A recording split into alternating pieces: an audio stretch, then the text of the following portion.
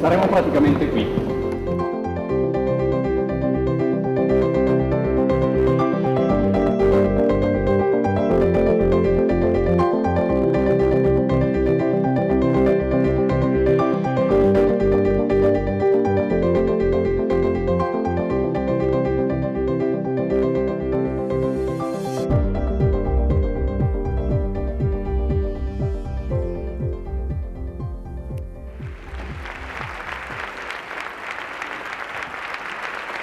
Buonasera, parliamo di internet stasera. Allora, prima di cominciare, volevo farvi una domanda.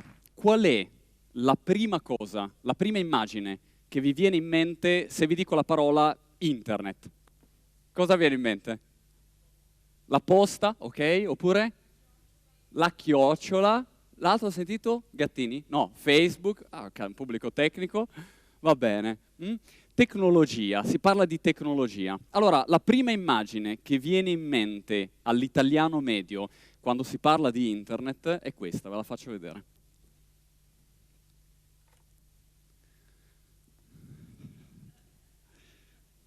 Quando si parla di internet in Italia viene in mente questo coso qua. Allora, i cavi, la tecnologia. Io devo dire, dopo 10 anni che abito internet, è un'immagine, una descrizione in cui non mi ritrovo onestamente. È un gomitolo questo, non vi so dire, per me non ha nessun senso questo. Questo sono dei cavi, è come dire, non so, il cervello. Guardo come è fatto il cervello ed è tubi e pompe. In realtà non guardo a come è fatto, guardo a quello che è in grado di fare. Per internet è un po' la stessa cosa, non guardo al fatto, a quello che sono questi cavi, questa cosa che sembra il gomitolo della nonna, ma entro nel merito su quelle che sono le sue potenzialità. Allora, per questa sera io ho cercato così di ragionare un pochino su questa storia che ci raccontano in Italia a proposito di internet e ho scoperto che fa acqua da tutte le parti.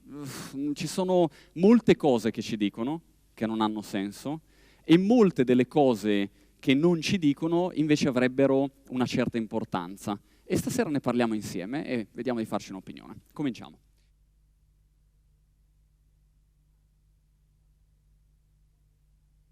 L'immagine di internet, partiamo da qui. Qual è l'immagine di internet? L'immagine di internet di solito che ci viene propinata è questa. Un'immagine fatta di connessioni, di link, di computer. C'è qualcosa che manca però in questa immagine. Cosa manca in questa immagine? Le persone, ok? Manca quello che è l'elemento fondamentale, come dire una bottiglia. Compro una bottiglia e c'è la sua bella etichetta, è fantastica, ma non c'è dentro il vino, non c'è il motivo per cui ho comprato quella bottiglia. È esattamente la stessa cosa. Per internet, l'immagine della rete che ci danno in questo momento è un'immagine dove manchiamo noi. Internet non sono i cavi, internet sono le persone. Siamo noi che facciamo la rete. Questo è un aspetto importante perché le persone sono connesse tra di loro, sono a creare questo mondo così articolato, culture che si uniscono, si mischiano, fatte di qualunque tipo. E un aspetto fondamentale è che uno dei fondamenti di internet è la socialità dell'azione. Qui parliamo di qualche cosa dove noi persone abbiamo un ruolo fondamentale, proprio per aspirare a realizzare i nostri sogni. Allora vi voglio dare qualche dato, però, che di solito non viene così messo in evidenza, che secondo me invece può essere molto interessante. Alcuni dati che ci danno un'idea della dimensione di internet, la dimensione della rete oggi. Parto da quello che sono le email. Quante email vengono inviate ogni secondo in internet? Quante email? 100? 1000? 5.000. 5.000. Ok, 2 milioni di mail ogni secondo in internet. Quanti messaggi diretti? L'instant messenger è il messaggio mandato in tempo reale. Quanti messaggi? Quanti messaggi? Più o meno. Wow, miliardi. Ok, 1 milione di messaggi inviati con l'instant messenger ogni secondo. Poi abbiamo un numero interessante, che è il numero di click. Quanti click vengono fatti ogni giorno nel mondo? Questo è un numero alto. 100 miliardi di click al giorno. Il tera è un'unità di misura molto grossa e sappiamo che ogni secondo passano 7 tera di dati. Il tera è un'infinità di dati che passano ogni secondo. Gli ultimi 2 dati sono molto interessanti e sono il numero di link. I link sono la connessione, il modo per andare da una pagina all'altra, da un sito all'altro, e l'altro è il numero di transistor. Il transistor è il pezzo di ferro che fa il calcolo, l'elaborazione. Il numero di link parliamo di 55 triliardi e 1 quintillione di transistor. Numeri pazzeschi. Alcuni scienziati e alcuni studiosi hanno cominciato a guardare questi dati con un'ottica diversa e hanno detto, ma caspita, allora vuol dire che Internet ha delle somiglianze, in particolare per quello che riguarda questi 2 numeri, link e transistor, con 2 cose che ci portiamo dentro tutti i giorni. Uno è questo, le nostre sinapsi, cioè il numero di link equivale al numero di sinapsi, collegamenti del nostro cervello, e il numero di neuroni equivale invece al numero di transistor. Allora l'elaborazione che è stata fatta è stata quella di dire, molto bene, vuol dire che stiamo creando qualche cosa di vivo. Internet equivale oggi, la potenza di calcolo della rete complessivamente, equivale a un cervello umano.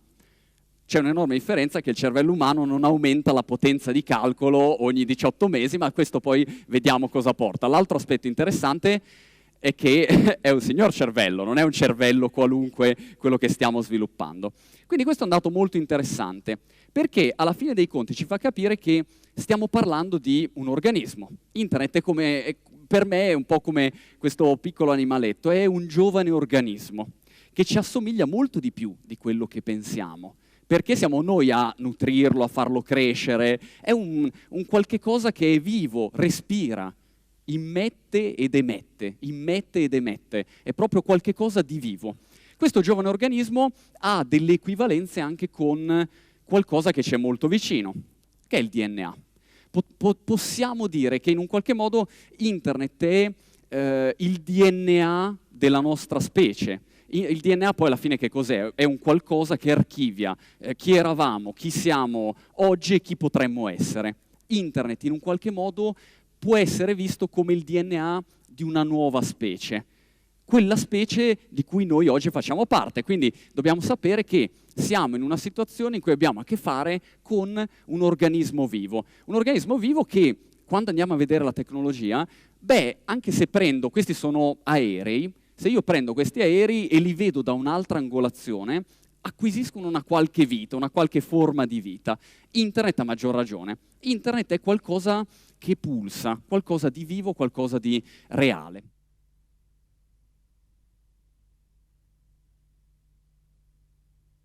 Forse la cosa più vicina per me a Internet è il ping pong. Io ho detto, ma il ping pong? Però voi dovete sapere che io sono appassionato di ping pong, da piccolo mi piaceva molto questo sport, sono sempre stato una schiappa clamorosa, però ho detto, devo portare qualcosa di concreto, devo far vedere che Internet può essere un'opportunità, cioè deve essere una cosa pratica. C'è un signore che si chiama Tim Ferriss, che ha scritto un libro, 4 Hours Work Week, la settimana lavorativa di 4 ore, dove fa tutte cose così. Impara un alfabeto in 3 ore, impara un alfabeto, fa tutte cose così. Allora ho detto, al pubblico che viene questa sera, cerco di portare qualcosa di diverso, qualcosa di nuovo.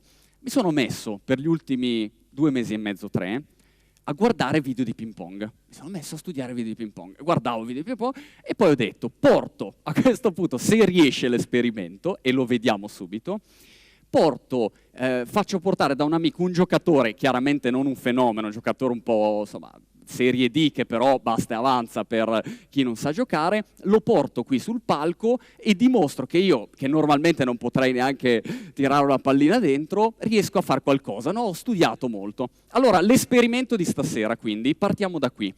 Cerco adesso di recuperare il giocatore che è arrivato. Non è un fenomeno, però insomma è uno che sa giocare. Io parto da zero e vediamo la potenza di Internet, ok? Mi date un secondo solo. È arrivato? Gianni? Ciao. Ciao, ni hao. Scusa, Chico, però no, io non aspettavo un cinese, aspettavo... Ma no, ti ho detto, scusami, ti ho detto, cioè, non è venuto. No, vabbè.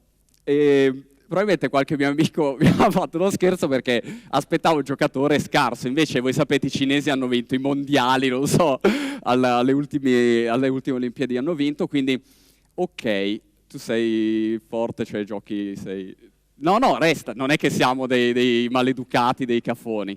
Allora, ok, ho una paletta anch'io, ce l'ho qua. Ok, la racchettina. Ok, va bene. Ci provo, cosa dite? Facciamo un tentativo per... Come si impugna? Così, così. Ok, va bene. Provo, mi tolgo la giacca. Scusate, sono... Cioè, proprio alla prima mi fanno fare la figuraccia, la sorpresa, probabilmente per portare qualcuno di forte, ha detto, vabbè, scusami, arrivo subito. Chico, mannaggia. Vabbè. Ok, ci proviamo. Allora, cioè, già riuscire secondo me a, come dire, tirarlo un po' dentro sarebbe già un buon risultato. Provo, mi concentro. YouTube ho visto tantissimi video di... La tiro io? O tiri tu? Aspetta, vai. No, poi insomma, parto io? Faccio di qua? Ok, vai. Ok. Ah, però questo internet non è male, Si impara... Ok. Allora, ovviamente vi ho preso in giro. Purtroppo internet ancora non fa miracoli, no? In realtà ho giocato tanti anni a ping pong e quindi è un modo simpatico per partire con alcuni presupposti, in realtà. Allora, il primo è questo. Se tu parli con un allenatore di ping pong, parla come un guru di internet. Cioè, tutti e due parlano di conversazione, la comunicazione, lo spazio, il tempo, tutte queste cose qui. Allora, ragioniamo. In realtà è proprio così. Il ping pong come internet è conversazione, cioè mentre gioco io di fatto ho un dialogo con il mio giocatore, devo cercare di vedere com'è posizionata lei, tutto quello che fa, ok? Quindi da questo punto di vista è un dialogo che abbiamo in continuazione. Non gioco mai da solo, guardo sempre la persona che è dall'altra parte. Ah, mi sorridi anche, bellissimo questo. Poi quando gioca in gara è cattivissima con... Ok, va bene. L'altro aspetto è questo. Il tempo. Il tempo in internet è completamente diverso, è una cosa completamente diversa e a ping pong il tempo è qualcosa di diverso. Vi do un esempio pratico. No? Sei pronta? Ok. Il tempo può essere più piano, più veloce, ok? Quindi il tempo lo regolo io. In internet ho il mio tempo, decido io qual è il tempo. Lo vedremo dopo. Si pensa che internet sia veloce, una cosa che non riesco a fermare. Invece io ho il mio tempo, sono io che stabilisco come voglio usare internet. L'altro aspetto è lo spazio. Lo spazio in internet si dice è completamente diverso. A ping pong è la stessa cosa, ok? Il mio spazio cambia, quindi io posso essere più vicino, più lontano, posso avere uno spazio completamente diverso. Op. Vabbè. Grazie, un applauso. La numero 100 del mondo, questa ragazza è un prodigio.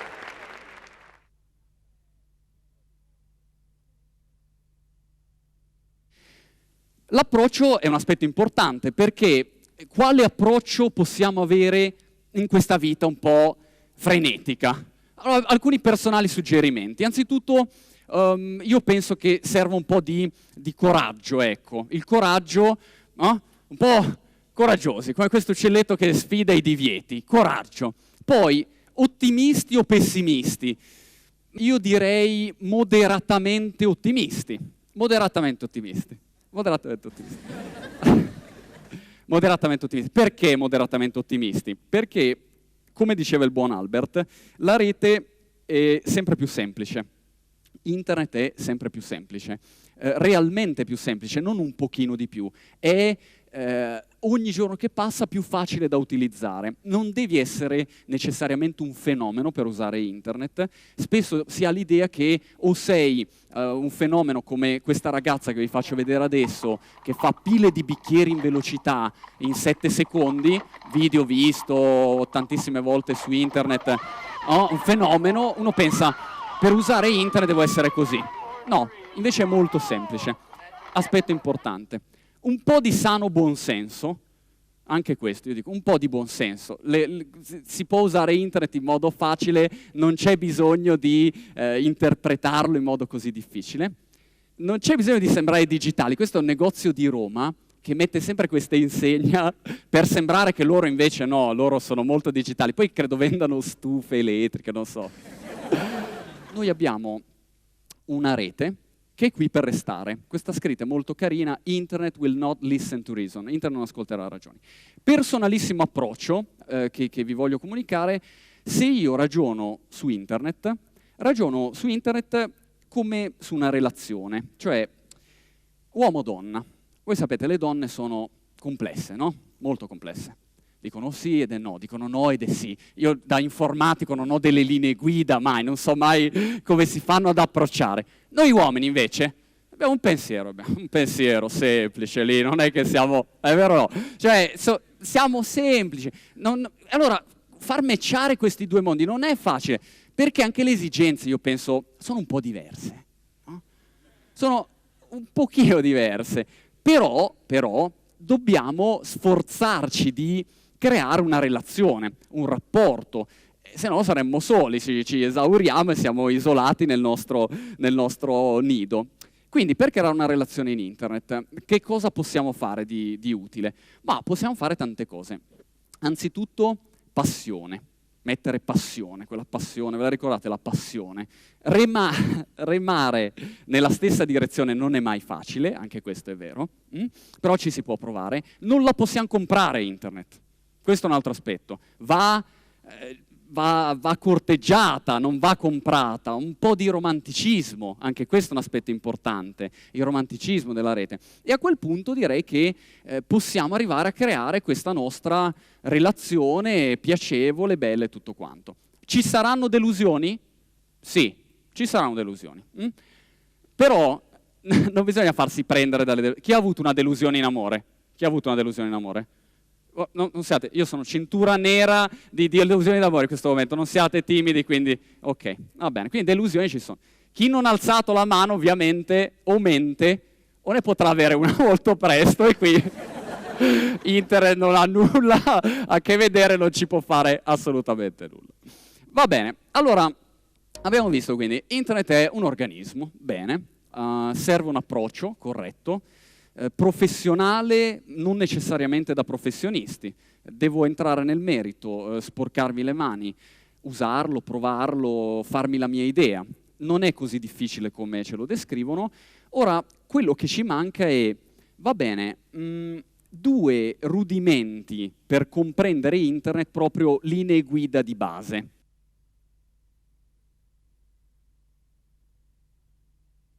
Un'esigenza fondamentale dell'uomo è quella di connettersi.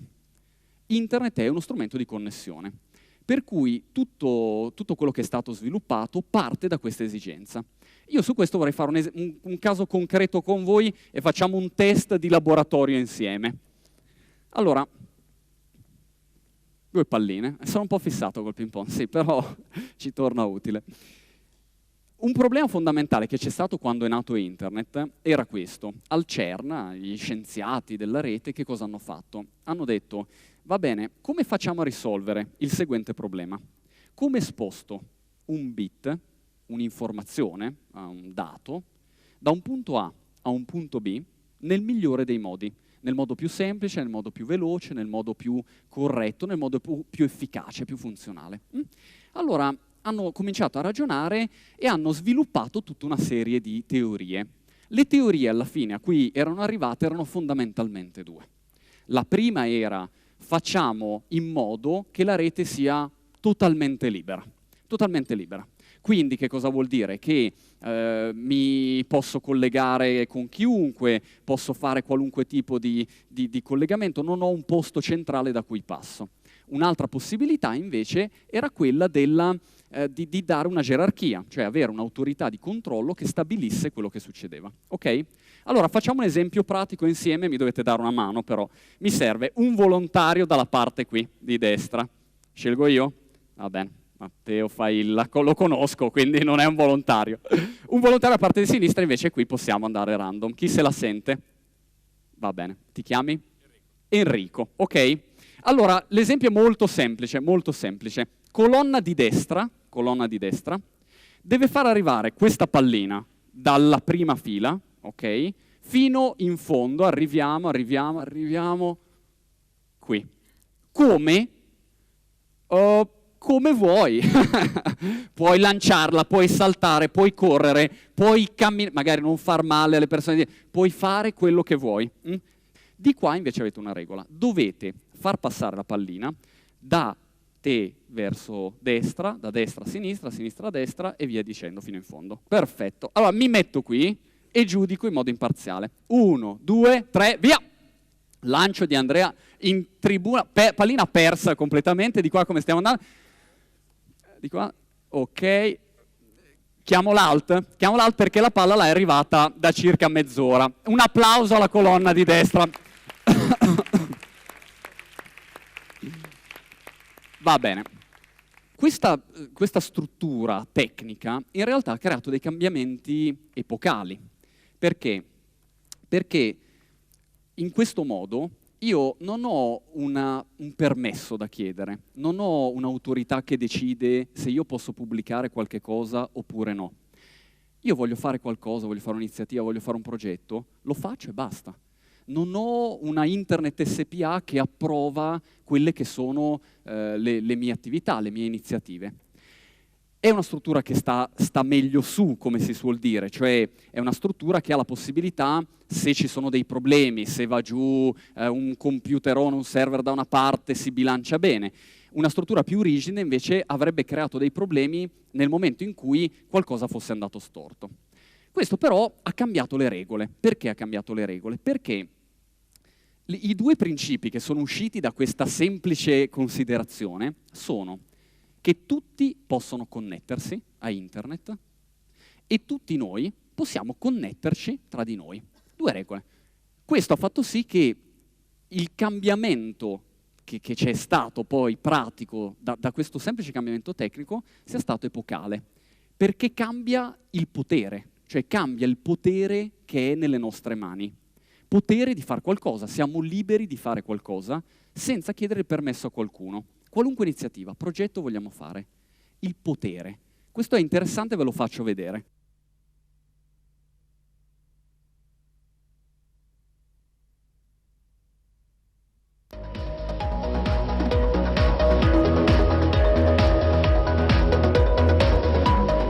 La nostra geofisica, si dice, il nostro modo di vivere la società è cambiato. È cambiato perché? Perché siamo, si dice, cittadini digitali. Viviamo a Milano, ma abitiamo a Londra, a Pechino nello stesso tempo, dimoriamo su MySpace, su YouTube, siamo ovunque in nessun posto. Sembra che abbiamo il dono dell'ubiquità, no? Abbiamo questa caratteristica che grazie a internet diventa per la prima volta possibile. Questo è interessante, cambiano proprio le regole cambiano. In questo modo per la prima volta c'è una democrazia che parte dal basso, non siamo vincolati, i confini anche della politica si spostano, non c'è quello che noi pensavamo essere il limite di prima. La politica ha avuto un impatto epocale, ve lo faccio vedere.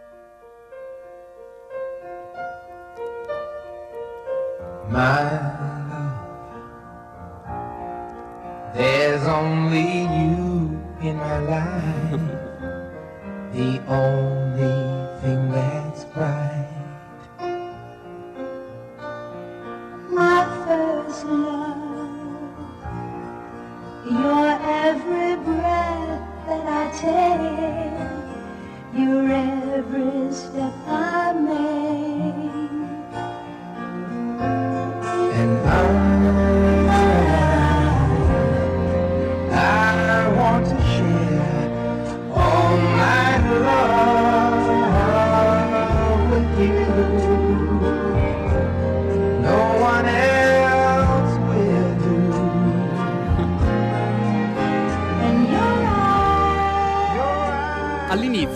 all'inizio si è detto, beh, forse la parodia della rete, possiamo usare internet per prendere un po' in giro i nostri governanti.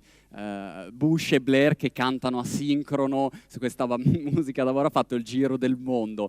Video pazzesco, come lo definirebbero alcuni. E lo stesso, no? I fotomontaggi, qui no? Putin e Bush che sembrano due fidanzati. All'inizio l'idea è quella di usare la rete per fare un po' di così, guerriglia, un po' di battaglia nei limiti nostri, poveri cittadini. Però poi si è capito che internet va molto oltre. La politica negli Stati Uniti in questo momento sta cambiando radicalmente. Abbiamo un signore che si chiama Barack Obama, che è quello che c'è in questo video, che rischia di diventare il primo presidente della storia degli Stati Uniti grazie a internet. Questo video sta facendo il giro del mondo, è una canzone basata sui testi di Obama, ve la faccio sentire 10 secondi e poi vi do qualche informazione su questo molto interessante. Yes, we can. Yes, we can. It was sung by immigrants. They struck out the shores, pioneers, pushed westward against unforgiving wilderness. Yes, we can. Yes, we can. It was the call of workers organized, women who reached for the ballots. A president who chose the moon as our new frontier. Interessante, mi fermi il video un secondo. Vi volevo dare due dati su Obama. In questo momento Barack Obama ha dei numeri impressionanti, oltre 1 milione di sostenitori raccolti grazie a internet, qualcosa come 220 milioni di dollari raccolti online solamente grazie a internet, finanziamenti, soldi, molti soldi.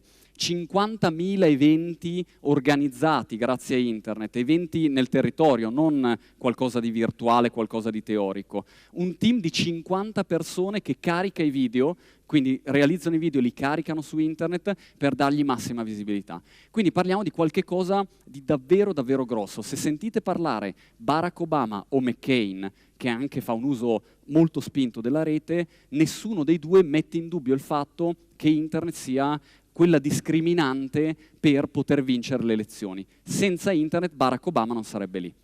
Però qual è l'aspetto interessante? Riprendiamo da qui. Questo è il sito della Camera dei Deputati, no? Io quando vedo queste cose dico, sito della Camera dei Deputati, se noi andiamo sul sito della Camera dei Deputati, le informazioni ci sono, ma vi sfido a capire. Il problema è comprendere, capire le informazioni della politica per poter essere attivi. Internet da questo punto di vista è super. Perché? Perché ci può aiutare a decifrare con la sua tecnologia quello che succede in politica per poi essere attivi. Questo è un esempio carino.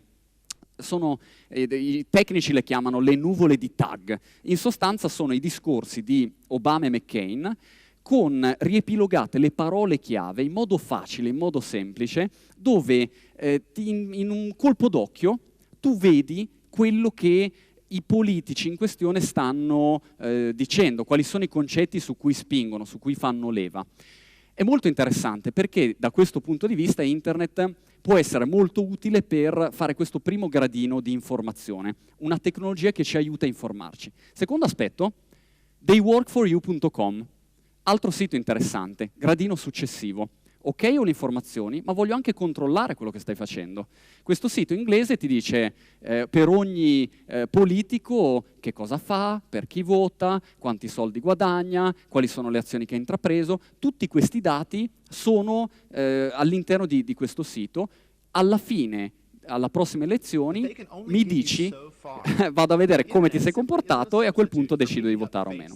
Terzo gradino ancora, possiamo fare di più? Perfetto. Possiamo agire, possiamo fare qualcosa di concreto. Qualcosa di concreto, un esempio abbastanza semplice è questo qui, i Meetup, un sito che permette di organizzarti su internet per poi fare nell'attività di tutti i giorni, nella vita di tutti i giorni, delle iniziative.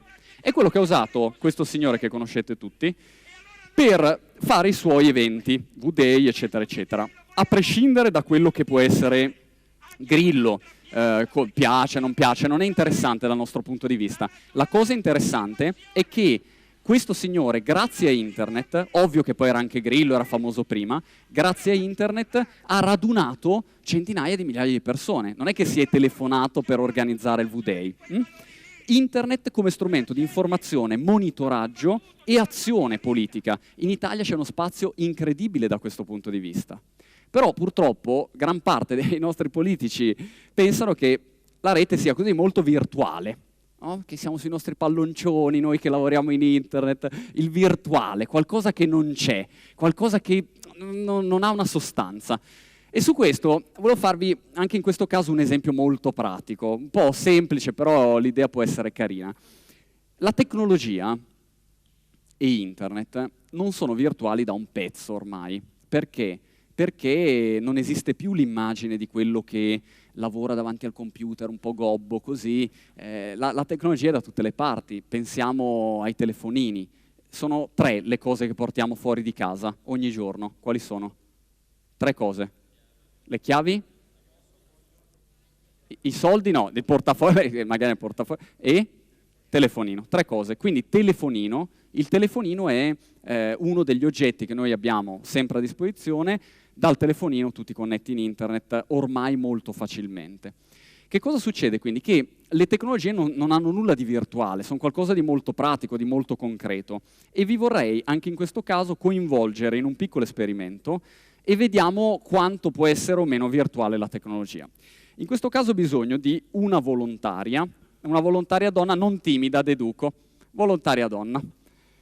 Va bene, volontaria donna. Piacere, ti chiami? Giorgio. Un applauso di incoraggiamento alla nostra... Allora, vediamo un pochino. Poi con la tecnologia non è che... Ok. Allora, sali su questo aggeggio e l'abbiamo in video, perfetto. Vediamo se la tecnologia è virtuale o no. Perché a me questa storia della tecnologia virtuale la voglio proprio vedere. Devi, questo qui è un hula hoop, in sostanza per il piacere dei presenti, devi un po' ancheggiare e cerchiamo di vedere come va. Vado, sei pronta? Vai. Muovi i fianchi, c'è anche l'istruzione. Aspetta, vai. Vediamola sta tecnologia virtuale, vai. Molto bene. Vai così, stai andando forte. Abbiamo una professionista. Devi prendere... ok, ci sono anche questi cerchi quando arrivano, devi... Gira di là a destra, muoviti, vai. Ok, molto bene.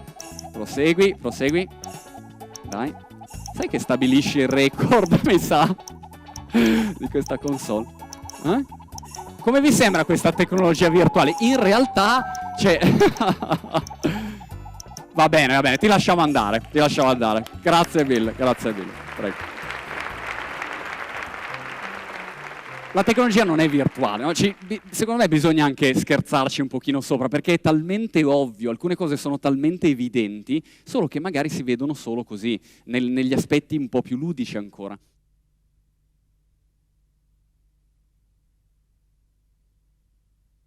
Virtuale, il cyberspazio. In realtà il cyberspazio non esiste, il virtuale non esiste, è ormai un mondo che è cambiato per davvero, sono cambiate le regole di questo universo in cui viviamo. Questa è un po' la nuova situazione in tutto il mondo e in Italia siamo ancora indietro. Questo è un problema grosso perché in Italia noi abbiamo 6 persone su 10 che di fatto non usano internet. E allora mi sono chiesto, ma perché? Cioè, perché non viene usata internet come dovrebbe, come potrebbe? E all'inizio ho pensato, perché non ci sono i dati, cioè non ci sono numeri, non ci sono abbastanza dati a comprovare che internet è qualcosa di forte, è qualcosa di importante. Sono andato a recuperare questo video interessante, si chiama Shift Happens, è sui cambiamenti. È un video dell'anno scorso, se non sbaglio. Quello di quest'anno con i dati aggiornati non ve l'ho portato, se no era uno shock troppo forte. I numeri in internet ci sono, ma ci sono da un sacco di tempo. Il momento in cui viviamo è un momento fatto di una crescita esponenziale. Poi ne parliamo dopo sulla crescita esponenziale. È una fase di crescita che non è che cresce un pochino alla volta ma esplode ad un certo punto. Il numero di messaggini ha superato il numero di abitanti della Terra. Abbiamo una serie di dati interessanti. Negli Stati Uniti una coppia su 8 si è sposata perché si è incontrata su internet. Sono numeri semplici che ti fanno capire quanto internet abbia un peso e un valore. Le ricerche. Questi erano dati un po' vecchi, facciamo finta che siano 3 miliardi di ricerche ogni mese, solo sul motore di ricerca più famoso al mondo. Beh, è un numero pazzesco e ci chiediamo, ma prima quelle domande a chi venivano fatte? Cioè, a chi facevamo tutte queste domande? E ancora MySpace, uno dei siti più famosi al mondo, comprato per 580 milioni di dollari dal signor Murdoch. Se guardiamo il numero di visitatori di MySpace, è un numero, anche questo impressionante. Alcuni siti internet hanno una base di visitatori incredibile. Sono numeri importanti. E voi capite che numeri così, cioè anche un bambino capisce che sono numeri che sono forti. E in Italia ce l'abbiamo sto bambino, no? Ce l'abbiamo, abbiamo un bambino, però è molto diffidente.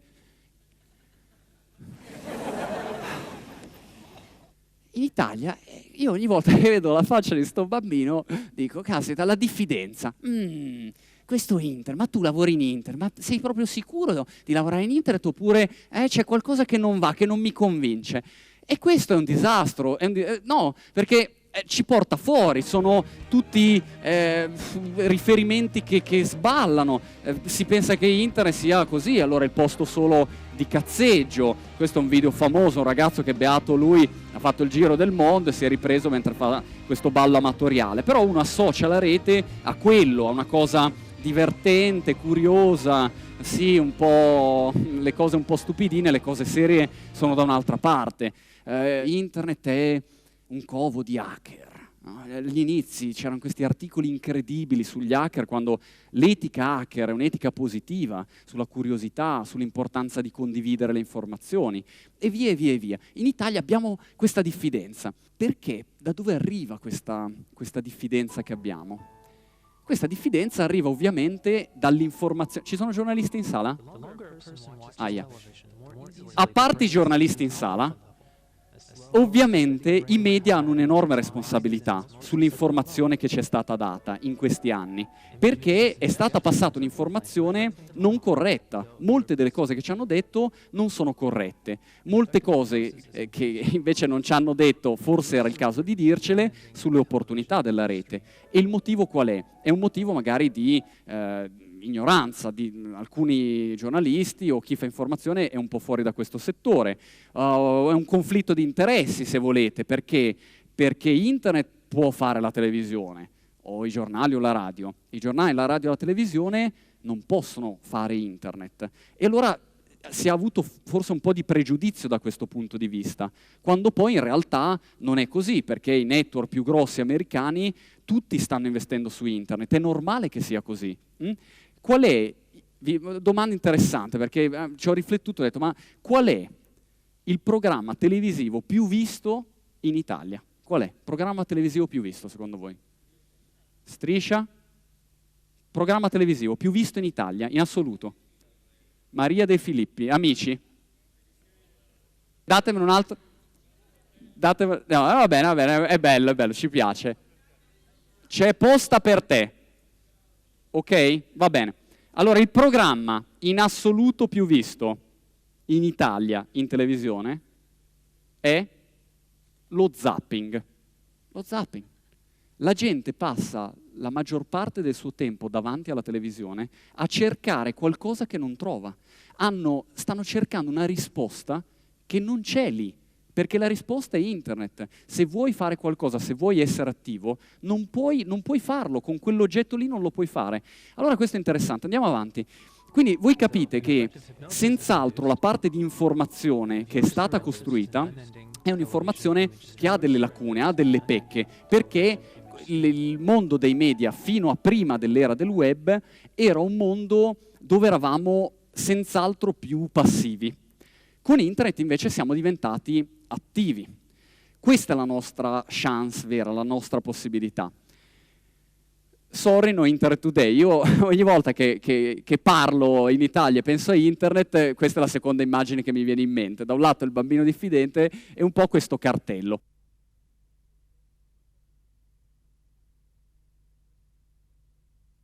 L'aggettivo usato dai media di più in assoluto è questo qui, pericoloso. Internet è pericoloso. Quest'idea della pericolosità della rete, dove se io uso internet, anche qui devo mettere un po' al sicuro le mie cose, perché non è detto poi dove navigo, no? Mi muovo, dici attento, guarda, aspetta, ma il sito, hai visto quello? Internet è la replica, è uno specchio della vita di tutti i giorni e come tutte le nuove tecnologie si porta dietro alcuni pregiudizi, è normale che sia così. Sulla ferrovia dicevano la stessa cosa, nel 1800 dicevano bella la ferrovia, una bella invenzione, però è un peccato, è pericolosa. Perché? Perché ti mette in contatto con persone estranee. L'idea della pericolosità è sempre associata a quelle che sono le nuove tecnologie. Siamo tutti preoccupati per noi e per i nostri figli, ovviamente.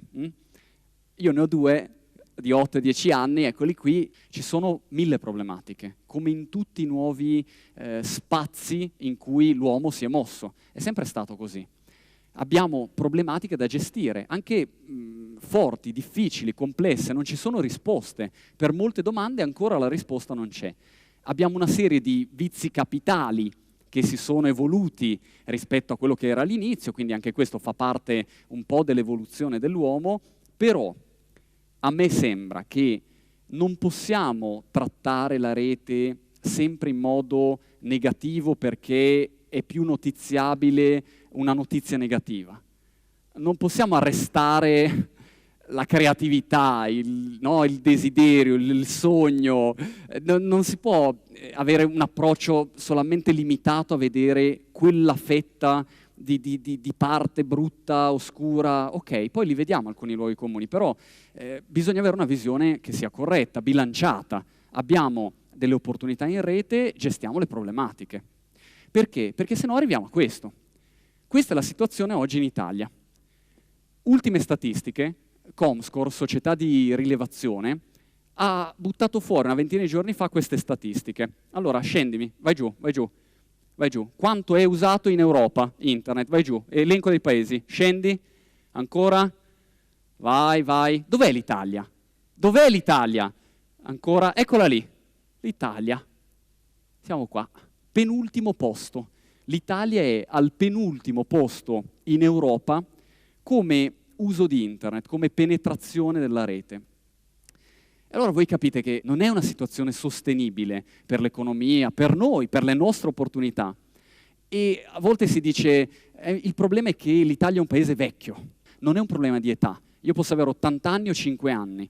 È un problema di approccio, è un problema di cultura, è un problema di conoscenza, è un problema di come io ti trasmetto questo mondo e come ti trasmetto le opportunità che ci sono. Poi valuta tu. Secondo me dobbiamo davvero dire basta. Basta davvero a questa situazione che non è più gestibile, non è più sostenibile. E dobbiamo fare qualcosa. Dobbiamo fare qualcosa ora.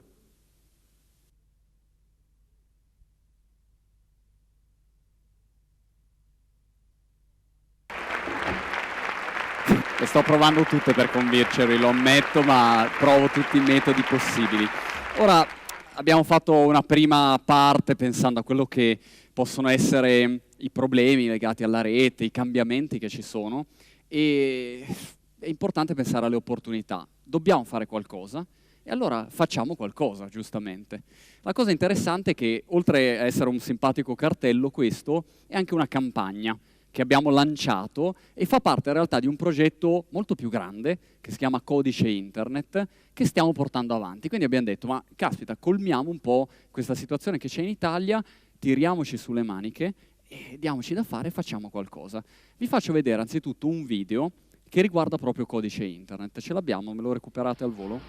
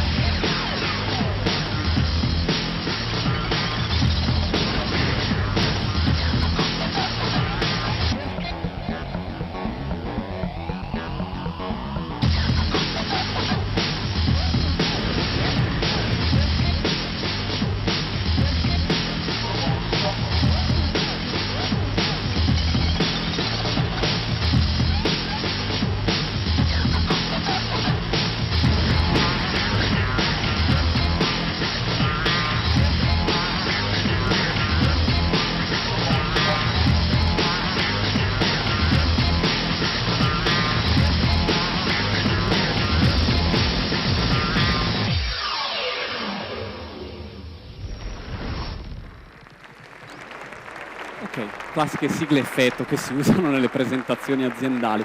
In realtà questo codice internet, il cartello lo regaliamo alla... Ok, che fatica che si fa. Internet è veramente faticoso, devo dire, una delle cose più faticose che ho fatto negli ultimi anni. Che cosa abbiamo fatto?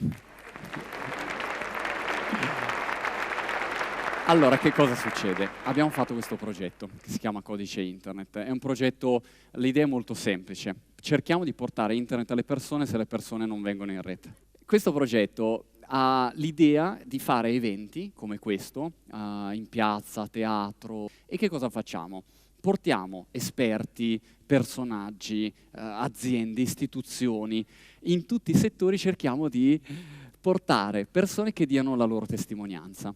Poi il messaggio non deve essere sempre noioso, pesante. La rete non è una cosa pesante, è una parte della nostra vita, è una parte utile della nostra vita, con le sue problematiche che abbiamo detto, ma che vanno gestite perché tanto non si torna più indietro. È un passaggio inevitabile. Le iniziative che poi vengono fatte magari sono come queste foto che vengono fatte, ne abbiamo raccolte ad esempio più di 500 nel giro di 20 giorni solamente a Milano. Adesso partiamo con questa campagna per dare un po' un'idea di così, anche un messaggio semplice che chiunque possa fare per dare la propria testimonianza, la propria idea. Ci sono migliaia di persone che sono molto esperte di internet, ne sanno tantissimo, persone molto competenti. Insieme credo che si possa contribuire a dare quel cambiamento che in Italia serve.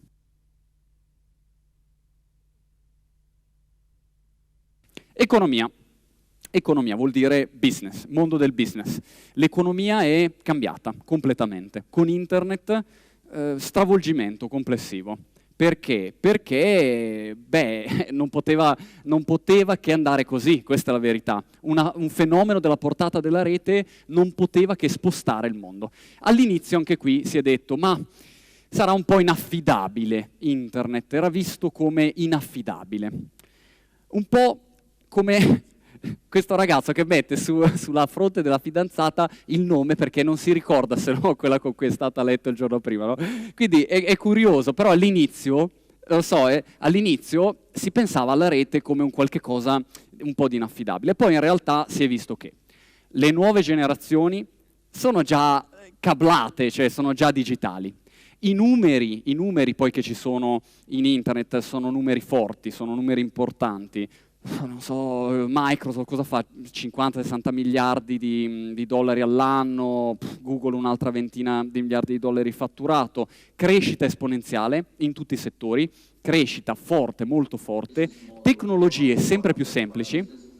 Questo è un esempio molto carino, una società che si chiama Cisco fa queste telepresenze, sono dei monitor dove tu parli con una persona che sta dall'altra parte del mondo in modo facile, immediato, ti sembra che siano lì in realtà. Magari queste sono tecnologie che ancora sono costose per le aziende, ma arrivano anche per noi e noi a quel punto parliamo, abbiamo qui uno che sta a New York, a San Francisco, a Pechino, l'abbiamo detto prima, siamo cittadini digitali, siamo ovunque e in nessun posto. Il gratis però è un altro pregiudizio un attimo da sfatare, prima di parlare delle opportunità, il gratis. In internet è tutto gratis, questo è un tormentone. L'idea che in internet sia tutto gratis non vuol dire che in internet non ci sia un modello economico. Questo signore si chiama Chris Anderson, è uno dei cervelli più fini che c'è in circolazione a mio parere, e ha formulato un'ottima teoria sul gratis. Ve la riepilogo in un minuto. L'esempio è quello del profumo. In questo momento se io ti vendo il profumo, io ti vendo il 99% del prodotto e l'1% ti do un campione gratuito. In internet è il contrario, io ti do il 99% del prodotto, te lo do free, gratis, l'1% mi paghi, quell'1% mi ripaga di tutto quanto. Questo è molto interessante perché tutto quello che viene a contatto con il mondo della rete, con il digitale, entra in una logica nuova. Vi faccio l'esempio della musica. Se parliamo di musica, che cosa succede? Che c'è un cambiamento, io devo vedere che quello che diventa digitale è facilmente copiabile, se è facilmente copiabile ha un costo che diventa pressoché vicino a zero, e per guadagnare devo trovare dei mercati dove invece ci sia la possibilità di guadagnare perché c'è una scarsità. Tutto ciò che è abbondante invece non lo monetizzo. Esempio pratico, Prince. Perché Prince regala la propria musica col Daily Mail? Perché la regala? Perché il suo business non è la musica, è lo spettacolo. Ha cambiato il suo modo di fare business. È lo spettacolo perché poi vende a centinaia di euro quelli che sono i biglietti dei concerti. Altro esempio, vi do un po' di esempi così al volo. Low cost, le compagnie aeree low cost. Ora, questa magari è un po' troppo low cost, però in effetti, le compagnie aeree low cost, che cosa succede? Ti regalo il biglietto, questa è la logica, e ti vendo i servizi che ci sono intorno, guadagno da quello che ci sta indietro, gli alberghi, le convenzioni, i servizi aggiuntivi. Ancora, perché questo modello di business non potrebbe andare a toccare altri settori? Esempio dell'automobile. Questa società uscirà con un'auto che farà questo mestiere. L'auto te la do gratis, via, e mi paghi le ricariche. Come la telefonia, in fondo. Ti regalo il telefonino e mi paghi le ricariche. Questa è un po' l'idea di fondo. Tutto ciò che diventa, in fondo, un'auto, che cos'è? È un chip, dei chip con delle ruote attaccate. Questa è un'automobile. Quello che diventa digitale poi rientra in questa logica di ragionamento. Come guadagniamo noi? Beh, abbiamo vari modi, secondo me, per guadagnare. Il primo è questo. Siti di lavoro. Questa è una pubblicità molto carina, tra parentesi, vista dall'alto, come se uno stesse per saltare, c'è scritto non saltare, vai sul sito di lavoro che fai prima. Siti di lavoro, ce n'è una marea, non ve li sto a dire, andate, ce n'è una tonnellata di siti di lavoro, ho 1000 opportunità. Altra possibilità, voglio fare un progetto, bene, ma non sono capace, ho bisogno di lavorare con altra gente, siti come Elance ti mettono in contatto con persone professionisti in tutto il mondo. Hai bisogno di un programmatore perché non sai come realizzare un software, ma hai l'idea ma non sai come fare? Rentecoder, altro esempio. Hai una voce super fantastica, fenomenale? Voices.com. Vai lì e vendi i tuoi servizi di traduzione, di doppiaggio. Altro esempio molto interessante. eBay, una delle realtà più grosse al mondo, ha in Italia dei numeri che mi hanno colpito. In pratica ci sono in questo momento, vado più o meno a memoria, 16.400 persone che in Italia vivono grazie a internet, cioè alla fine del mese mangiano grazie a quello che vendono su eBay. Allora è molto interessante questo, perché internet ti fa guadagnare, e se sei un artista di nicchia che suona il flauto traverso e fa il beatbox, anche tu puoi avere un ottimo successo, però prima ve lo faccio sentire.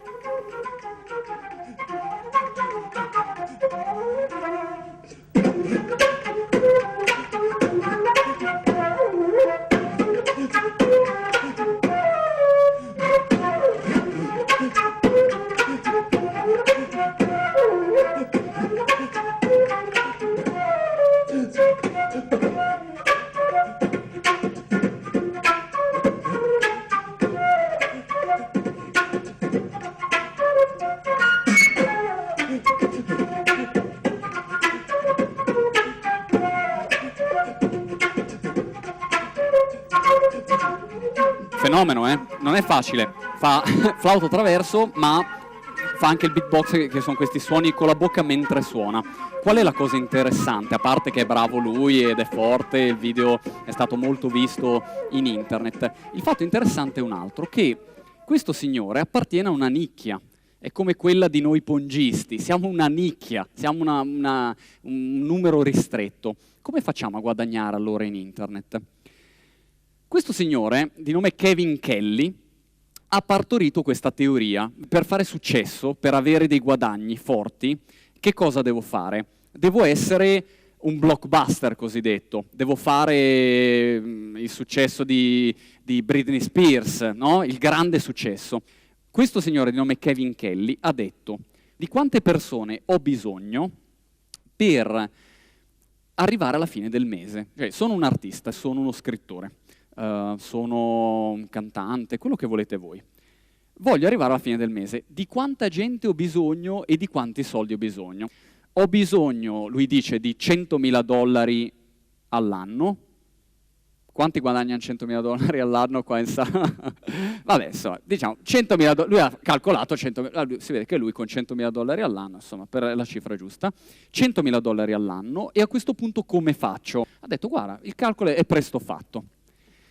Ho una curva fatta così e devo trovarmi esattamente in questo punto, quel punto lì che vedete, 1000 true fans, vuol dire 1000 fan veri.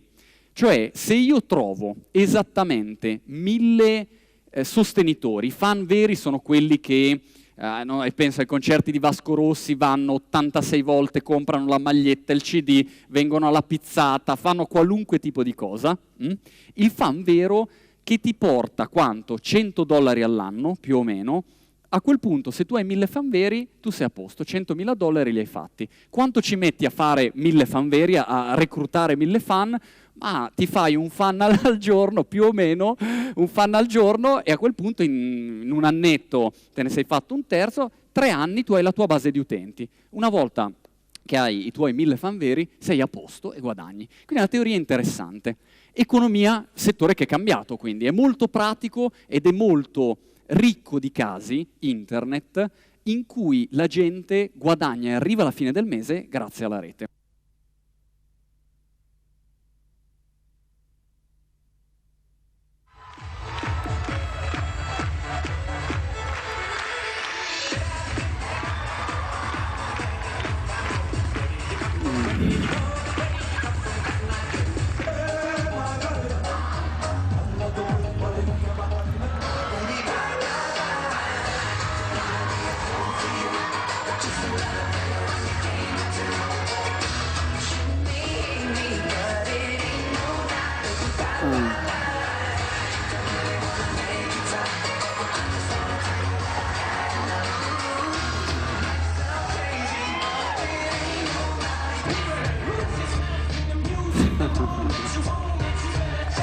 Chi è questo Eminem?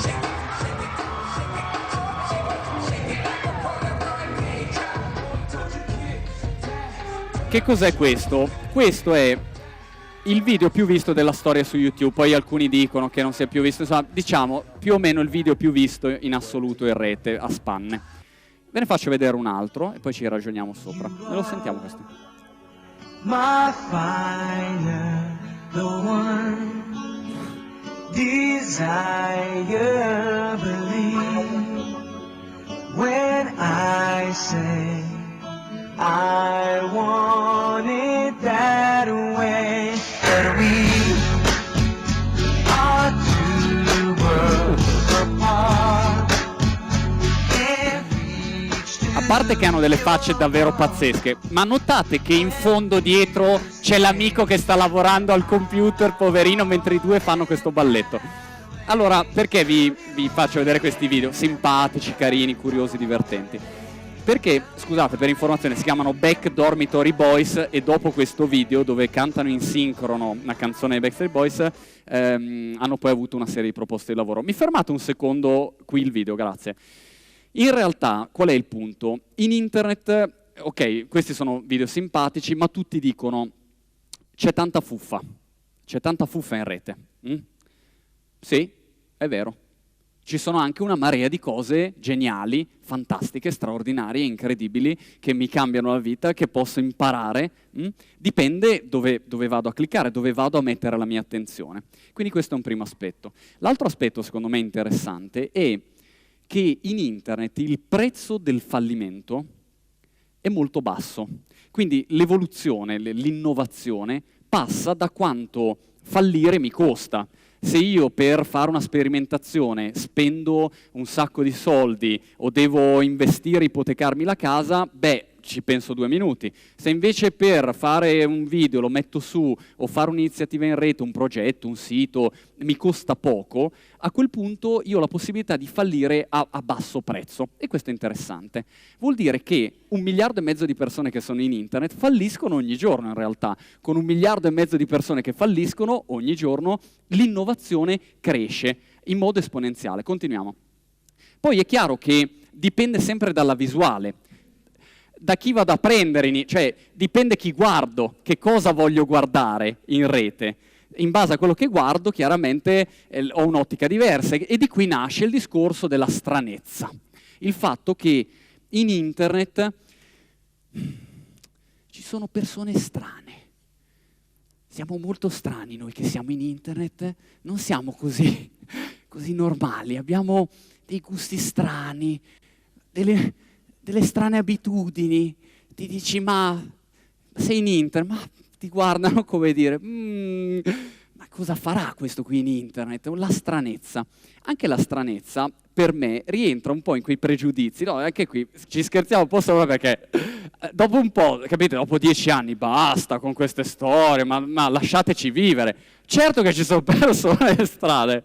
Questi fanno foto, pensate, foto di persone che saltano su letti d'albergo, c'è un sito che le raccoglie e si trovano nelle posizioni più incredibili, no? Ma alcuni sono dei fenomeni, io non ho mai, questo qui ma come fa? Cioè è appeso, non lo so. Comunque ci sono persone strane, su questo non c'è dubbio. Però la stranezza, questo è uscito quando è uscito l'altro episodio dell'Uomo Ragno, la stranezza fa sempre parte di chi usa la tecnologia per primo. Pensate a chi ha usato il fax per primo. Il primo che ha comprato un fax è uscito al negozio, poverino, non aveva nessuno a cui mandarlo il fax, no? Era un idiota, perché ma chi lo mandava questo fax? Però è stato fondamentale, perché è stato quello che ha spinto gli altri a prenderselo questo fax e ha contribuito allo sviluppo della tecnologia. Da questo noi capiamo che la tecnologia è qualcosa di forte, la tecnologia è potere. Vi faccio vedere questo video, mi scendete un pochino con le luci che lo guardiamo un attimo. È un video interessante di un'iniziativa, se non sbaglio, di Peter Gabriel, che si chiama The Hub. L'idea è molto semplice, è quella di riprendere quello che succede nelle zone oggetto di conflitti di guerra o dove ci sono situazioni problematiche e usare la tecnologia per cambiare le cose, per fare in modo che si possa oggettivamente avere un impatto.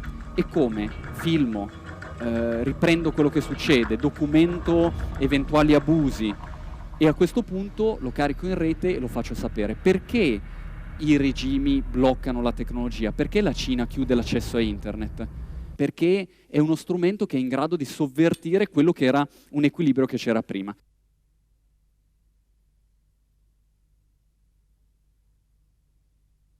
Altro aspetto, isolamento. Sull'isolamento è un altro pregiudizio. Mia mamma all'inizio pensava, Marco, ma cosa fai in internet? Ma sei sempre lì con questo cappellone, no? Sempre lì a svanettare. L'idea dell'isolamento, la rete che porta a un isolamento, non un internet... Questo è il bagno di un mio amico che c'è in sala, però vabbè. Non un internet che ti fa comunicare, ma un internet chiusa. Se ci pensate, cambia completamente con internet l'idea di socialità. Che cos'è la socialità? Volete dirmi che se io vado in discoteca con la musica a palla, che non si sente niente, non posso parlare con nessuno, e il primo che mi avvicino mi guarda come se fossi un alieno, bah, forse sono più isolato lì o sono più isolato se mi collego in internet e parlo con calma con le persone con cui voglio parlare, mi scambio dei dati, li conosco realmente. L'isolamento è simile anche per un'altra tecnologia abbastanza recente, i libri. Se io guardo gente in metro o in biblioteca, quando hai un libro davanti sembri isolato. È sbagliato il momento in cui stai guardando, non devi guardare la rete in quel momento. E lo stesso non devi guardare una persona mentre legge un libro, devi guardarla perché sta imparando qualcosa e quindi ci parli dopo. In quel momento mentre sta leggendo non ti può ascoltare. Allora che cosa vuol dire? Vuol dire che abbiamo uno strumento che è forte secondo me, perché questo mondo qui ci aiuta a combattere e a risolvere alcuni problemi che sono ad esempio quelli che vengono additati come associati alla rete. L'isolamento è questo. Internet è la risposta all'isolamento. Internet è il modo per connettere culture diverse, generazioni diverse, persone che hanno vissuto di meno, persone che hanno vissuto di più. Pensate agli anziani. Qui abbiamo, me la fermi un secondo la slide qui. Abbiamo visto un'esperienza incredibile, ve la voglio raccontare in un minuto perché è stata molto, mi ha colpito molto. In uno degli eventi che abbiamo fatto negli ultimi giorni, che cosa è successo? Eravamo a parlare su un palco in Piazza Duomo con una serie di esperti. C'era 3 espertoni di quelli che dici, caspita, cioè gente forte. Siamo lì a parlare in modo divulgativo per le persone normali, diciamo, persone così che non hanno delle competenze specifiche, e io ero lì che mi arrabattavo a spiegare con tutte le mie paroline, gli esperti, insomma, sempre un po', come dire, siamo gli esperti e parliamo da esperti. A un certo punto, mentre siamo lì a parlare, una signora con dei giganteschi occhiali e un'età, non so, sopra gli 80 io penso, alza la mano. E dico, cosa vorrà questa nonnina in questo panel di esperti? Vorrà una spiegazione magari specifica su un argomento e le spieghiamo, l'avviciniamo ai computer. Allora mi avvicino a questa signora e le chiedo, signora, prego, ci dica, siamo a sua disposizione. Guardate, io vi ringrazio, però io ho già 2 siti e un blog, e o mi date delle informazioni un po' più precise, perché se no io, come dire, devo anche andare a fare la spesa e ho il mio nipotino che mi arriva e non ho tanto tempo da perdere. Allora c'erano i 3 esperti sul palco terrorizzati. Io ho detto, guardi signora, siamo nelle sue mani, fantastico. E c'è una realtà, si chiama Internet Saloon, che con tutti gli anziani li coinvolge, è una realtà incredibile. Per cui Internet è la risposta all'isolamento. Soprattutto Internet è connessione, collegamento, comunicazione, ed è qualcosa che ci riguarda da vicino. In questo caso io vorrei fare un altro esperimento con voi, che è questo.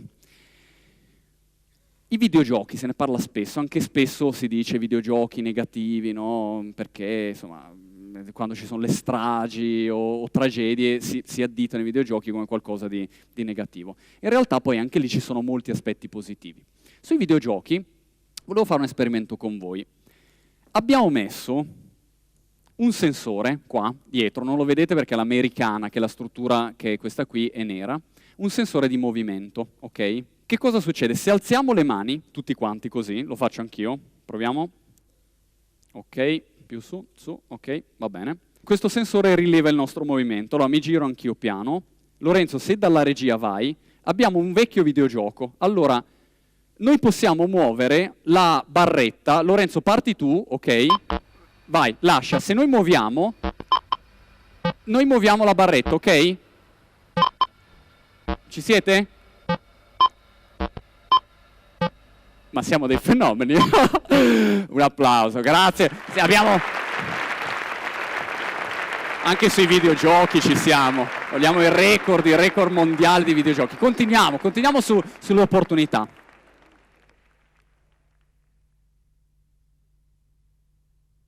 Gli intellettuali, i letterati, hanno sempre visto la rete come qualche cosa di un po', come dire... internet, un po' da tenere a distanza. Non ho mai capito il perché, o forse lo so. Forse perché un'opportunità straordinaria come internet, la possibilità di pubblicare soprattutto per chiunque, ha tolto l'idea del permesso. È finita l'era del permesso, non c'è più il permesso. Io non ho più bisogno, con un blog ad esempio, che è un sito che posso fare molto facilmente, non ho più bisogno di chiedere il permesso a qualcuno, non ho più bisogno di chiederti il permesso per mettere quello che voglio io, un articolo, un video, una foto, direttamente in rete. Lo faccio e basta. Questa è la prima pagina web della storia, questa paginona bianca orribile, scritta penso da Tim Berners-Lee in persona, nonostante negli anni di pagine web, e quindi se ci pensate di cultura, c'è molta conoscenza in quelle pagine web, magari c'è della fuffa, ma c'è molta cultura, c'è molta conoscenza, di pagine web ne è stato prodotto un numero incredibile. 1 trilione di pagine web. 1 trilione è un numero che quando io mi sono messo lì a farlo ho detto ma quanti zeri ha 1 trilione? Probabilmente non è neanche giusto. Questo cambia completamente la nostra prospettiva. Sentiamo questo video, ma la cambia radicalmente.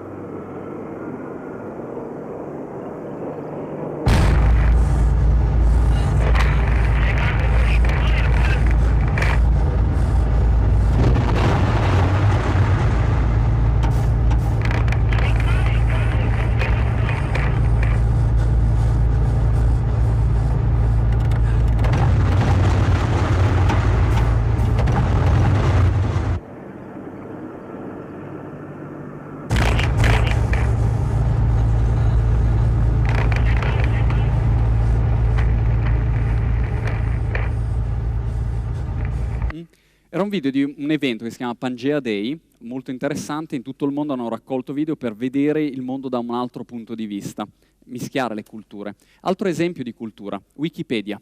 Wikipedia, enciclopedia gratuita fatta dagli utenti. Io mi ricordo quando hanno detto faremo un'enciclopedia gratuitamente, ci mettiamo tutti insieme e facciamo un'enciclopedia. Ho pensato, questi sono fuori di testa. È come dire, facciamo un grattacielo, tu mi dai, allora sei un architetto, poi dammi, tu hai un po' di mattoni, l'ascensore, passami l'ascensore. Impossibile. In realtà Wikipedia, 10 milioni di pagine, 200 e passa lingue di traduzione di Wikipedia. È un esempio straordinario, ma ce n'è tantissimi. La cultura è condivisione del sapere. Altro esempio, MIT. L'università americana che viene sempre citata nei film per dire ecco un cervellone arriva dall'MIT, perfetto. L'MIT ha messo in rete quelli che sono i corsi, quindi ci sono gratuitamente i corsi di questi professoroni che sono realmente dei geniacci e tu li puoi leggere, li puoi guardare, li puoi studiare, non paghi una lira, è solo, dipende da te, ti interessa, non ti interessa, puoi approfondire tutto un mondo di informazioni che prima era inaccessibile. La rete ha colmato lo spazio vuoto della cultura. Questo è molto interessante, perché prima non era possibile. Prima la cultura apparteneva a pochi, oggi la cultura appartiene a tutti noi, è un qualche cosa di condiviso. Ed è un modo veramente per così raggiungere, no? Andare verso quelli che sono i nostri desideri. Serve allenamento, senz'altro, cambiano i punti d'equilibrio, quindi bisogna cercare di trovare nuovi appoggi. È qualche cosa che, a cui bisogna abituarsi, non è facile, però è solo un fatto di allenamento, riuscire a allenarsi per cogliere quello che è un nuovo scenario. Altro esempio, i motori di ricerca oggi sono il database della conoscenza. I desideri, le ricerche, li mettiamo dentro a questi motori. Tutto questo sapere da qualche parte va a finire. Non è qualche cosa che resta lì, perso.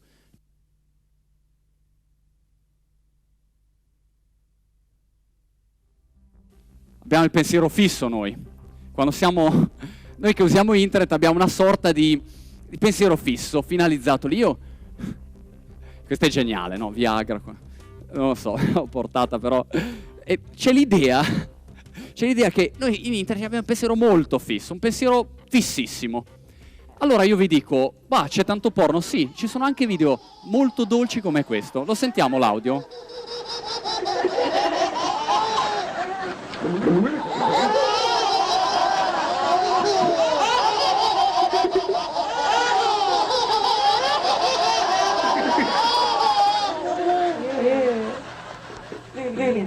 Do it again, fallo ancora.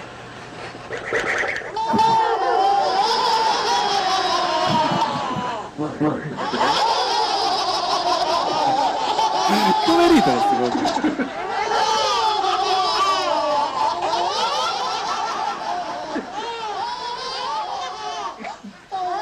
Pensate quando piangono tutti e quattro insieme, non so se... Allora, internet è condivisione.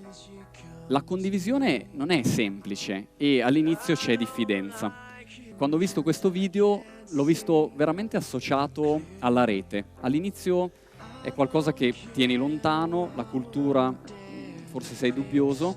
Quando ti apri capisci che invece lì c'è una possibilità. Questo ragazzo è andato in giro con un cartello con scritto abbracci gratuiti per vedere cosa succedeva. All'inizio niente e poi le cose cambiano però. I don't care as long as you're here. Go ahead, tell me you'll leave again. You'll just come back running, holding your sky in hand. It's all the same, and I'll take you for who you are. If you take me for questo era dubbioso all'inizio, ma poi ha detto It's all the same. Hours slide and days go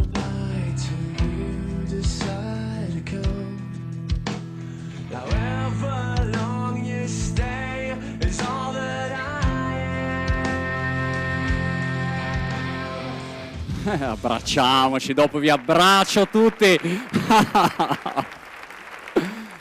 Però io odio poi parlare di cose teoriche, la vita è anche fatta di piccole cose. Allora, visto che siamo qui ormai da un'oretta a parlare, no, di tutte queste cose, volevo fare un altro esempio pratico.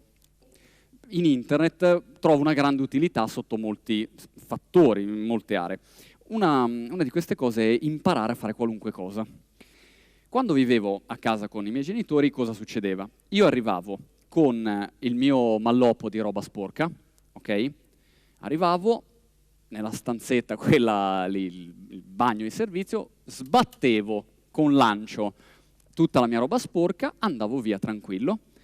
La mattina mi alzavo e quando aprivo il cassetto c'era tutto piegato, profumato dentro, no? Una magia. Poi sono andato a vivere da solo e ho iniziato a fare la stessa cosa. Mi alzavo la mattina, aprivo il cassetto e non c'era dentro niente, non succedeva niente. Ho iniziato a capire che probabilmente crescere vuol dire insomma anche farsi carico di questi aspetti. Uno dei vari aspetti, molti non li ho risolti, uno degli aspetti che mi ha più incuriosito è piegare le magliette. Ora, io sono un informatico e quindi ho un taglio un po' maniacale nelle cose, cioè se io devo piegare una maglietta non è che la prendo e la piego così, mi metto lì e dico ma qual è il miglior modo per piegare una maglietta nel minor tempo possibile, così io risparmio 7 secondi di qua e posso lavorare poi altri 7 secondi li sposto di qui, un'idea del genere. Allora mi sono messo a cercare. Voglio farvi vedere un metodo, però prima ho bisogno di un volontario, single, ho bisogno di un single, ci sono single in sala? No, adesso non tutti fidanzati, quando dici ci sono tutti sposati, fidanzati, single. Ci abbiamo un single? Single della prima... Abbiamo un single?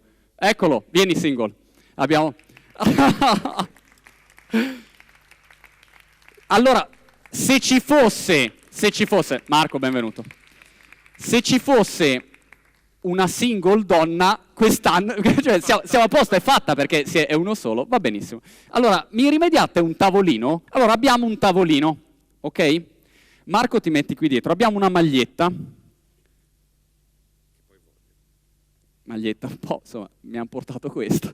Non so bene, un po' ardita per il teatro dell'arte, ma va bene, ok. Allora, devi Marco cercare di... Questo è difficile, devi cercare di piegare una maglietta, diciamo nel minor tempo possibile, però la devi piegare bene, non devi piegarla. Te la do? Ok. Vai. Aspetta, no, posiziona, dai, va bene. Vai. 1, 2, 3, 4, 5, 6, 7, 8, 9, 10. Ok, grande, bravissimo. Cioè, però è un ricamino, non è mica... Cerco anch'io di fare lo stesso mestiere. Io sono, cioè, come dire, non è che sono un fenomeno, però ho studiato una tecnica, adesso non so se verrà, però ci provo. Va bene? Parto? 1, 2, 3, 4, 5, 6... Okay. Eccoci qua. Va bene? Marco, ti ringrazio, grazie per... In internet veramente puoi imparare qualunque cosa. Io mi ricordo che quando ho visto il video originale, chiaramente giapponese, perché poi, come al solito, i giapponesi sono sempre fortissimi in queste cose, ho pensato, ma questa mi ha cambiato la vita.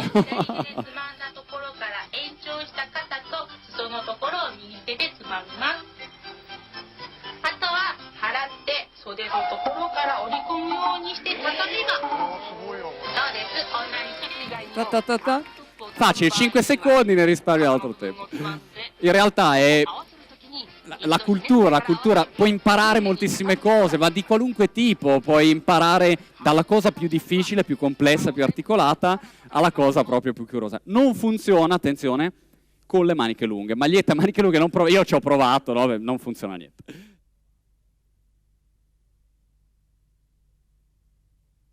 L'informazione è un altro dei settori che è cambiato per sempre.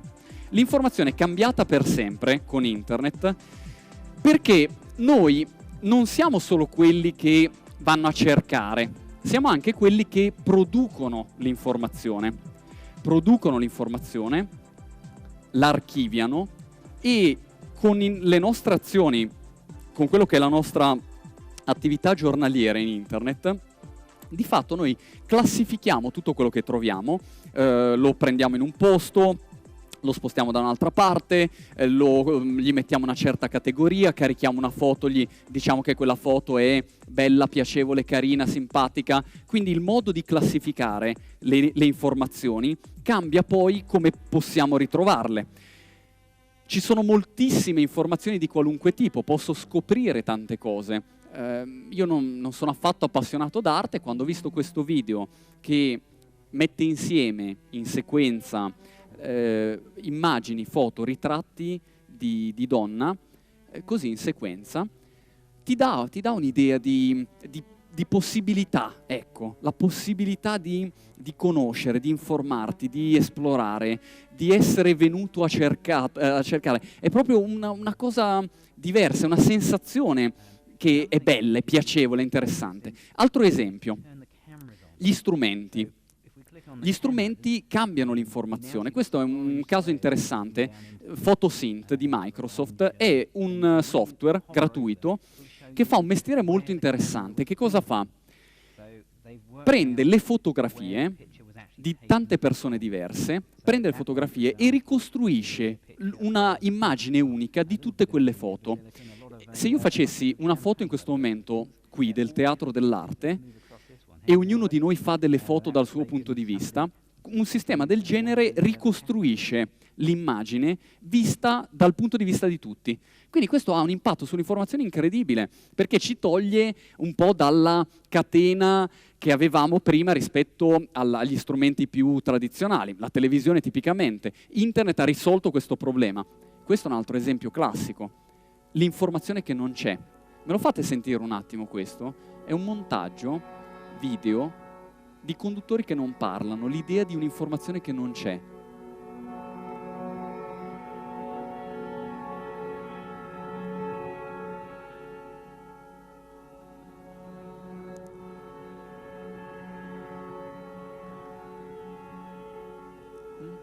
No News si chiama questo video, interessante. Internet ha colmato questa lacuna, sembrava prima che mancasse qualcosa, le fonti di informazione erano sempre solo quelle. Con Internet invece questo è cambiato. Noi diventiamo media, we become media, noi siamo media, noi siamo attivi, siamo protagonisti, abbiamo realmente in mano la possibilità di fare qualcosa, di essere una parte di tutta questa informazione. Ed è molto interessante questo, perché l'autorevolezza poi dipende da noi. Se uno è molto esperto di un settore, caspita, io vado a leggerlo se è esperto di quell'argomento, a prescindere dal fatto che lui sia giornalista o meno.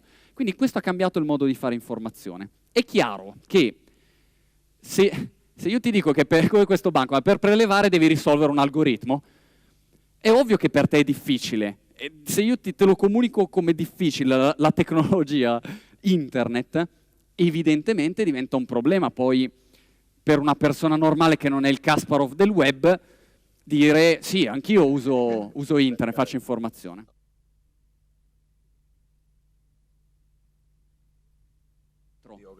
Quello dietro con il cellulare, lo vedete? Ok. Quel signore lì, ci interessa molto, Robert Scoble, si chiamano dei blogger più famosi al mondo, ha un cellulare in mano. E che cosa sta facendo? Sta riprendendo Bono in un'intervista di un po' di tempo fa e lo sta riprendendo dal suo punto di vista.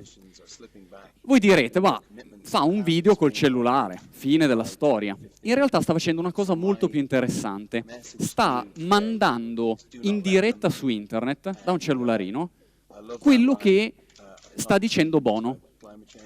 E il suo punto di vista, il suo modo di fare informazione, una tecnologia che cambia le regole, perché abbiamo detto che tutti abbiamo il telefonino. Al solito, possiamo dire, i soliti americani, no? Sarà la NASA, la NCAA, le sigle, quelle più incredibili che hanno questa tecnologia. In realtà questa tecnologia c'è, ce l'abbiamo a disposizione, ce l'abbiamo qui, esempio semplice. Ok? Allora, ve la voglio far vedere. Cellulare da UPIM, non so dove si compra il cellulare, insomma, cellulare normale. Io che cosa faccio? Se in questo momento mi metto qui e dico, ma allora aspetta un attimino, vediamo un po' questo teatro dell'arte come va, come funziona, ok?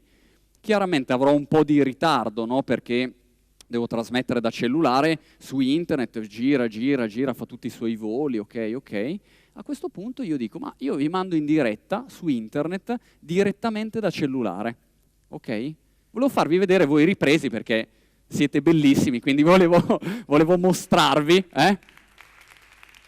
È così, è facile, non è qualcosa di complicato. Quando ci raccontano questa storia che è difficile, che la rete è difficile, che la tecnologia è difficile, appena entri nel merito capisci che è sempre meno così. Ci sono cose difficili, non c'è dubbio, però quando entri nel merito capisci che molti strumenti per fare informazione, ad esempio, sono strumenti facili, davvero facili. Voi capite che cambia le regole dell'informazione e voi capite che tutti diventiamo protagonisti dell'informazione perché a quel punto in qualunque posto siamo possiamo documentarla. Ripartiamo. We the Media, questo signore Dan Gilmore, molto interessante, ha scritto un testo su questo argomento. Noi siamo i media, siamo la nuova possibilità di fare informazione ed è sempre più così, sempre più così. I video hanno un'enorme importanza da questo punto di vista. Questo è curioso, è il primo video apparso su YouTube. YouTube è uno dei siti più famosi al mondo, si parla sempre di YouTube, ma in realtà ce n'è 100 e passa di siti di video. Primo video apparso su YouTube. Allora vi ho portato qualche dato interessante. Nel 1948 la ABC, network americano, ha iniziato a trasmettere. Dati interessanti secondo me per avere un'idea delle dimensioni di quello che oggi è Internet e il mondo dell'informazione. ABC 1948 è diventato il terzo network. Dal 1948 al 2008, in 60 anni, ha prodotto questo mondo dell'informazione, una marea di materiale, perché abbiamo 60 anni, 365 giorni all'anno, 24 ore al giorno, 1,5 milioni di ore di programmazione, ok? Quante ne ha prodotte YouTube? YouTube, 1,5 milioni di ore di programmazione in 6 mesi. Poi uno può entrare nel merito, anche in questo caso, e dire, ma quanto materiale è valido, quanto materiale è meno valido, che tipo di materiale viene prodotto, di che natura. Sta di fatto che noi abbiamo in questo momento dei posti, ripeto, non guardiamo il singolo sito, guardiamo il fenomeno nel suo complesso. Abbiamo un fenomeno, che è quello dei video su internet, che cresce in modo esponenziale, in modo esplosivo. Perché? Perché ci sono tecnologie come quelle, perché il costo delle videocamere è diventato sempre più basso, perché i software per montare dei video sono gratuiti, o quelli che un tempo costavano un occhio della testa, a questo punto sono sempre più accessibili. 13 ore di video caricati ogni minuto, in questo momento, solo su YouTube ancora. Un mondo di informazione che arriva. Informazione vuol dire comunicazione e vuol dire andare a capire quali sono gli strumenti. Altro esempio che vorrei fare con voi è questo, il blog. Il blog, strumento semplice per pubblicare qualunque cosa su internet. Anche qui abbiamo provato all'inizio a ragionare negli incontri che abbiamo fatto in qualche piazza su come venisse percepito l'informazione, gli strumenti dell'informazione dalle persone normali. Quando dici la parola blog, vedi gli occhi spaventati, sembra una cosa così lontana, ma veramente lontana da quello che è la nostra vita quotidiana. Io vorrei provare stasera, non so se in regia siete pronti, proviamo, facciamo un esperimento con la solita regola del dimostratore, quindi se funziona siamo veramente, veramente bravi. Facciamo un esperimento per capire se è così difficile creare un blog, ok? Me lo date in video? Qui abbiamo una piattaforma di blog, una a caso, ce ne sono anche qui 50, gratuite, un posto dove vado e posso creare un blog. Lo proviamo a fare insieme. Allora, per creare il blog, la prima cosa di cui abbiamo bisogno è un titolo. Che titolo diamo al nostro blog? I love internet, bellissimo, I love internet. La regia non so, I love internet. Beh, sull'inglese, complimenti, siamo già un passo avanti. Poi dobbiamo dare un indirizzo. L'indirizzo di un blog è l'indirizzo di casa mia praticamente. Un indirizzo, datemi un indirizzo. indirizzo, sempre I love internet, fantasia, la fantasia stasera regna sovrana. Va bene, siamo connessi, in questo momento siamo connessi a internet su questo sito e stop, proviamo. Allora, abbiamo scelto un indirizzo, quindi l'indirizzo è libero, perfetto. Ora che cosa dobbiamo fare? È come casa nostra. Noi dobbiamo cercare di arredare la nostra abitazione. Cosa facciamo? Scegliamo, non so, il colore. Che colore vi piace? Datemi un colore. Giallo, verde, blu? Arancione? Arancione? Piace arancione? Americano vuole capelli corti? Capelli corti. Arancione. Perfetto. Arancione, ottimo. Molto bene. Ora, che cosa succede? Mi dice il blog è stato creato, vai, inizia a usare il blog. Se ci va tutto bene, che è sempre un'incognita, il nostro blog è già pronto. Che cosa dobbiamo fare? Una cosa molto semplice. Dobbiamo inserire il nostro primo articolo, quello che vogliamo pubblicare. Può essere un testo, può essere un video, può essere un'immagine o quello che vogliamo. Noi partiamo con una cosa facile, del testo. Mi permetto di consigliarlo io, però poi valutate voi. Hello world si usa a dire, cioè una consuetudine per dire ciao mondo. Hello world, l'avete scritto giusto? La L l'ho messa, ok, hello world, va bene. Ora, se noi andiamo a cliccare questo bottoncino qui, pubblica post, se non vi ho mentito, proviamo, se non vi ho mentito, quando lui clicca visualizza blog, noi abbiamo creato il nostro blog. Lì puoi mettere immagini, video, quello che vuoi, molto semplice. Un applauso per il vostro primo blog creato in diretta. Se vi connettete a internet c'è, quindi lui c'è.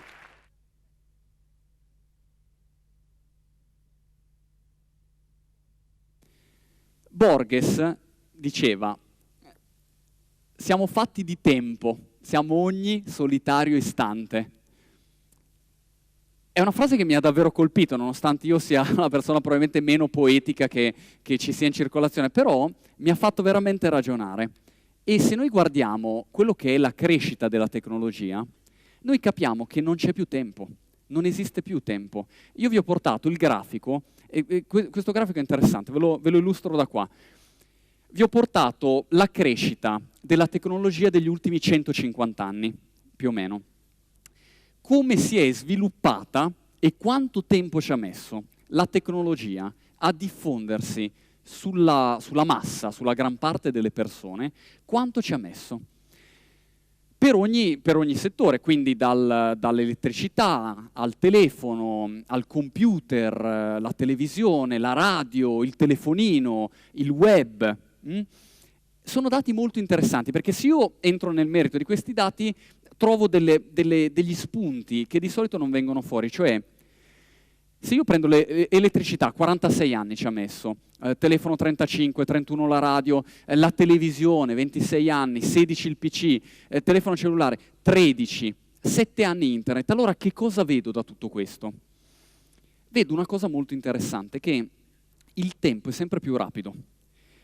Il processo evolutivo nostro accelera in modo esponenziale e non lineare.